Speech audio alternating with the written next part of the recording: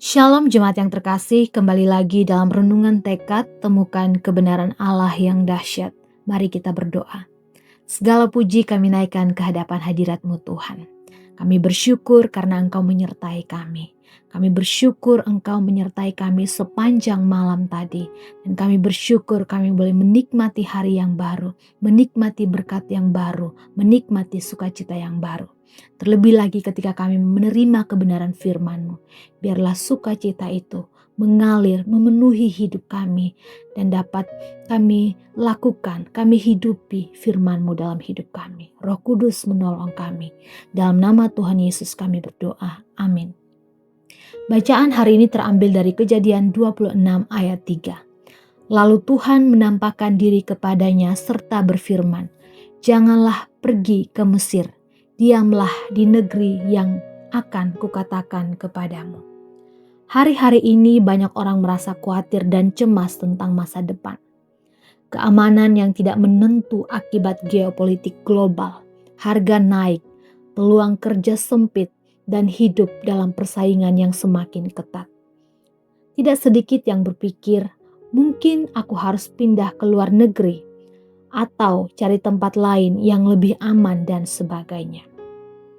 Dalam situasi krisis, naluri manusia adalah lari mencari tempat yang terlihat lebih aman. Dalam kitab Kejadian 26 ayat 2-3, Tuhan berfirman kepada Ishak saat terjadi kelaparan. Secara logika, Mesir adalah pilihan terbaik karena subur dan stabil. Namun Tuhan berkata, "Jangan pergi ke Mesir.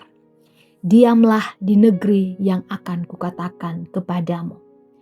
Perintah ini tidak masuk akal secara hitungan manusia, tetapi penuh makna secara rohani. Ishak diperintahkan untuk tetap tinggal di tempat yang sulit di mana kelaparan melanda. Namun di sanalah Tuhan berjanji menyertainya dan memberkati dia. Ketaatan Ishak bukan tentang kenyamanan, tetapi tentang kepercayaan kepada Tuhan yang berjanji.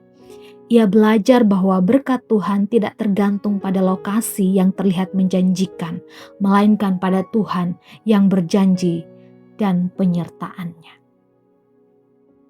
Saat menghadapi masa sulit atau krisis, seringkali kita berdoa agar situasi sulit secepat mungkin berlalu. Namun, sering tidak kita sadari bahwa Tuhan kadang justru membentuk karakter kita di tempat yang tidak kita sukai. Renungan ini mengingatkan, jangan buru-buru lari dari pergumulan hidup. Jika Tuhan menyuruh kita tinggal sementara di tempat yang sulit, berarti ada rencananya bagi kita.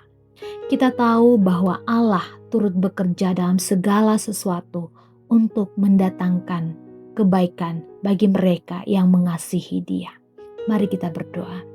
Kami sungguh bersyukur Tuhan bahwa di tengah krisis ini, di tengah situasi yang mencekam kehidupan kami saat ini, firman-Mu terus berbicara dan memberikan harapan kepada kami bahwa Tuhan, Engkau adalah Tuhan yang berjanji akan terus menyertai kehidupan kami.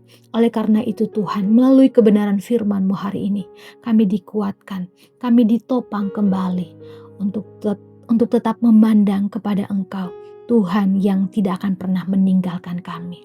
Dan kami diyakinkan kembali Tuhan, di tengah segala kondisi apapun, situasi apapun, Engkau Tuhan akan mendatangkan sesuatu yang baik, sesuai kehendak dan rencana-Mu dalam hidup kami. Terima kasih Tuhan, terpujilah nama-Mu, dalam nama Tuhan Yesus kami berdoa. Amin.